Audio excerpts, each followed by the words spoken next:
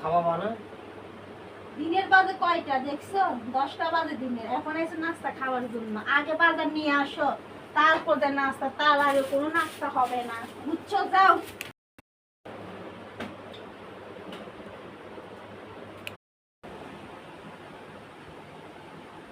এক কাজ করলো, সকালবেলা ঘুম থেকে উঠছি, উঠি ব্রাশ করি, নাস্তা খাই, তারপর না বাজারে যাবো। আমি কি এইভাবে বাজারে যাওয়া সম্ভব? বাজারে যাবো, ঠিক মতো খামো, তারপর বাজার আনো। যদি বাসে বাজার আনো, নইলে আনবো না। হ্যাঁ, এই ঘরের বগুল্লাই শান্তি পাওয়া যাবে না। কারণ কি জন্যে? এরা কালসাপের মতো থাকে। খাবার আনি দিলে খাবে, নাইলে খাবে না, নাইলে স্বামীকে আর খাওয়াইবে না। ছেলে সন্তান তো বাদ, আগে তো আমার চিন্তা করতে হবে।